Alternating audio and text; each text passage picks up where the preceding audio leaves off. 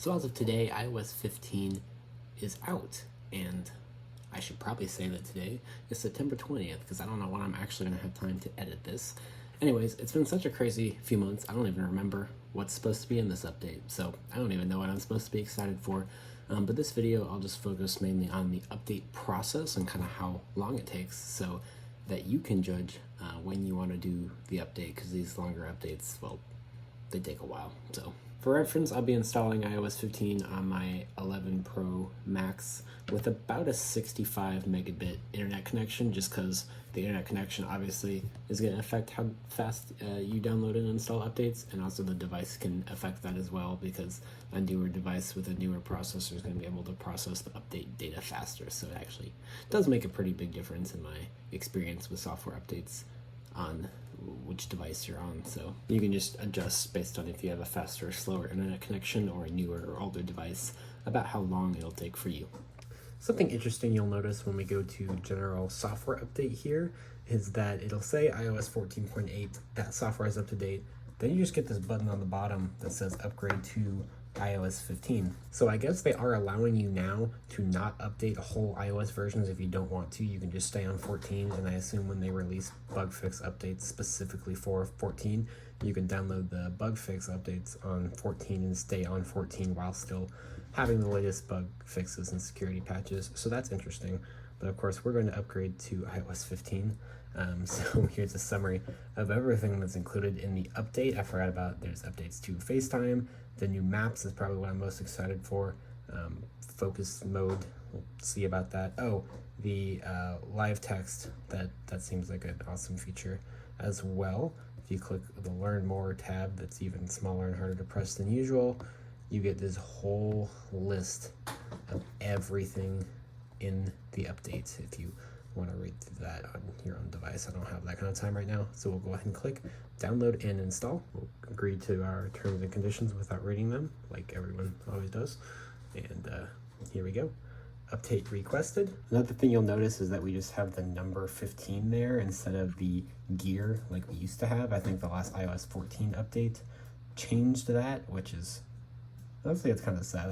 I miss the spinning gear. It seems to be estimating a little under 10 minutes to do the download portion, which seems like it's very overestimating its ability to download software, considering this was almost a 4 gigabyte update. But, you know, we'll see what it's able to pull off. So it's been about 10 minutes, and as you can see, we've entered the preparing update phase. So apparently I underestimated my phone's ability to download software, and I underestimated its ability to predict the time it would take to do so. So this phase always takes longer though, so we'll see what happens. But yeah, fun fact, a lot of people don't know. I think most people that pay attention to software updates know, but most regular people may not know. The time estimate it initially gives you is just the time estimate for when it's going to hit this halfway point, which is kind of confusing and unintuitive, so thought I'd point that out. Okay, so it's now been 45 long minutes since the update was originally started. You can now see it has been successfully downloaded, and actually gives the text there that says downloaded. I'm not sure if they've done that before. I don't think that they have. So now we can go ahead and click install now, verifying updates here. So yeah, 10 minutes to actually do the first part, the download, and then 35 minutes for the preparing update portion, which really makes me wish that they would not do just half and half of a progress bar here, and that they would have 2 separate progress bars for those 2 phases, because the first phase always goes by much faster than the second phase in my experience. So it doesn't really make sense for that to be one continuous progress bar, because it means the progress bar inevitably slows down as it goes, which is just confusing and not very intuitive for users. So as you can see, screen has blanked out here now that the update's been verified, and we're going to begin the probably very, very long installation process. So here we go, it's loading up, and we'll get our progress bar here in just a second, unless it just completely froze. Poor thing. Okay, there it goes. I always hear horror stories about phones getting bricked during iOS updates, and I have luckily not had that experience yet, so let's hope that today is not the first time. So in typical Apple software update, progress bars don't make any sense. We got about a quarter of the way through that first progress bar, and then it started over on this bigger one Why? I don't know. Maybe have a software engineer explain that. I don't I have no clue. But these progress bars never make sense. Alright, so that second progress bar was only about half completed when it just decided to be done at the 59-minute mark, so it came in barely under an hour there. I'm gonna go ahead and jump into the new Maps app just because I want to see what's going on in there.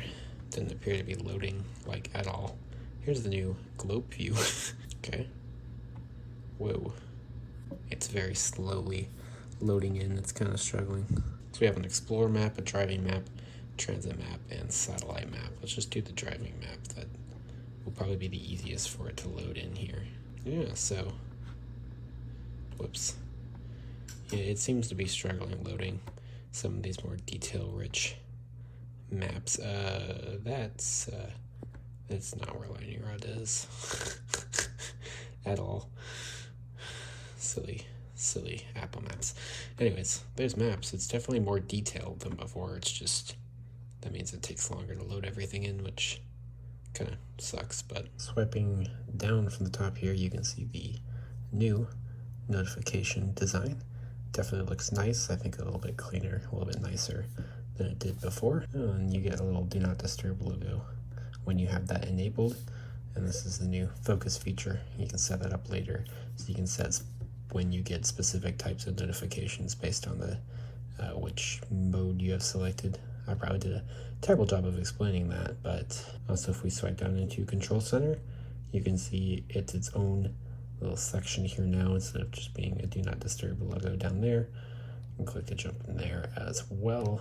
But yeah, there's just a quick first impressions of the update. Of course, I do not have time to run through all of the new features at the moment, but did take about a little under an hour to install on this iPhone 11 Pro Max, but that shouldn't make a difference on about 65 megabit internet, so it's definitely a much faster update than I expected. So there you go. If any of you have downloaded iOS 15 and you want to let me know how your experience with the update process went, I'd be happy to hear about that.